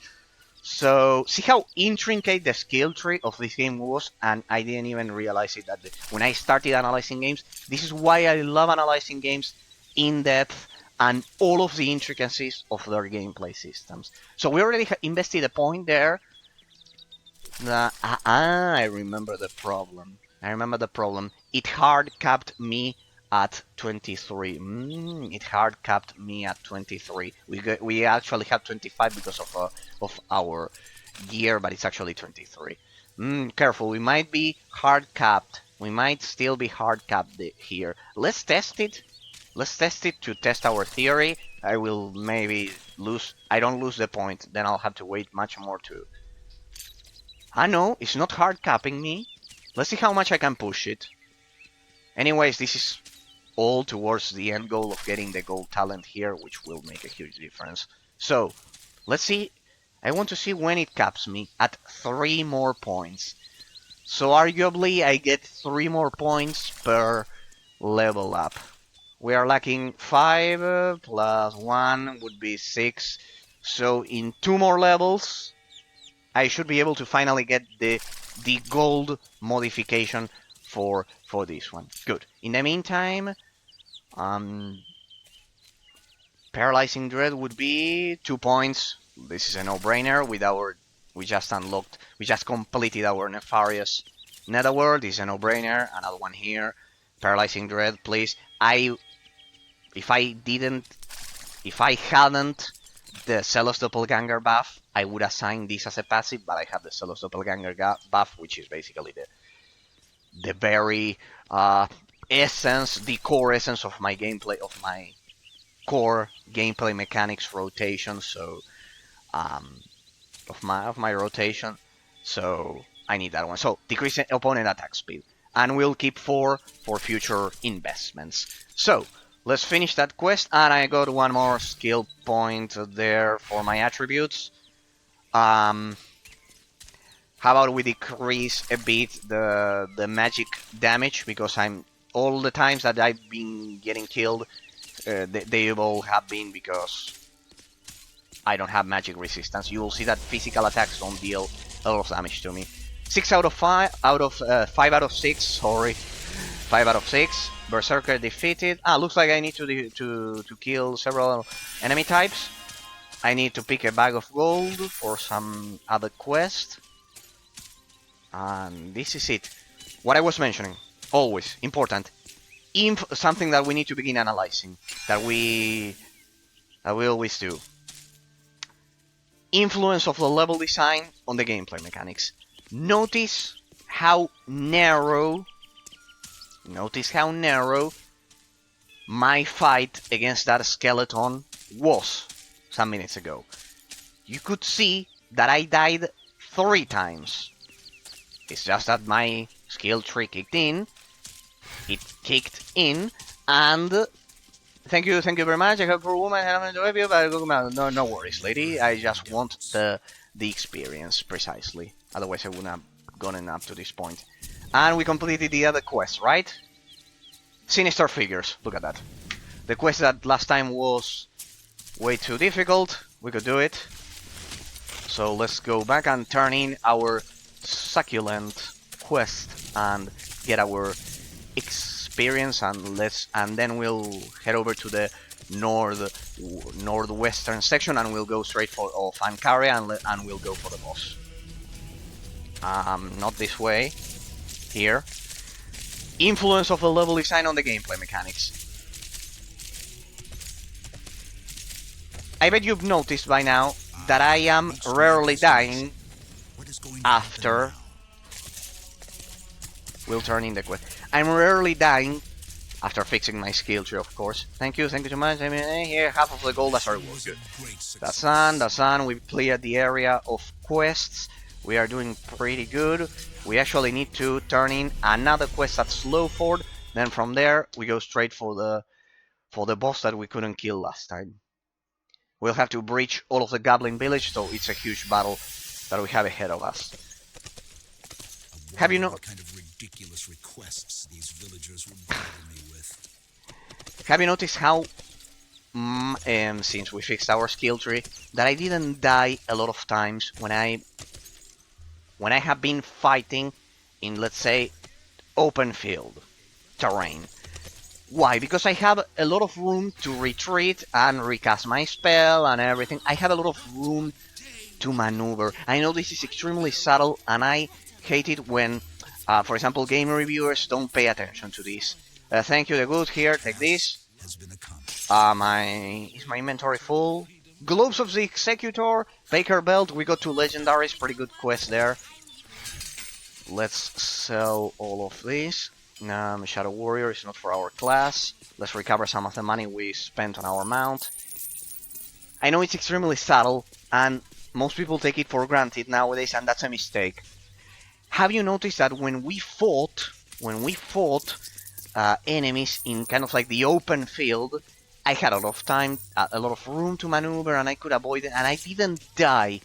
But did you notice that as soon as I got into those ruins, or that graveyard, whatever you may want to call it, once we got into those ruins, I didn't have a lot of room to maneuver. There we can see a perfect example of the influence of the level design on the gameplay mechanics of the game. People, we saw it in Hellgate London. We saw it when we analyzed Evencast Rise of the Mage. The level design needs to be harmonious. It needs to be harmonious with the gameplay mechanics. That's something subtle that we need to take into account when we review and analyze games, because it will affect the gameplay. Most of the times that I've died in Hellgate London and in this game and in most RPG games, you'll realize that you die because you get surrounded and you don't have room to maneuver, to cast your abilities. You get surrounded by enemies and killed. Think about Diablo 3. Think about, as I've said, Evencast Rise of the Mage that we played on the channel. Think about any isometric action RPG that you've played, and think when you get killed, what's the environment in which you get killed? Generally, the passages are narrow and you don't have room to maneuver.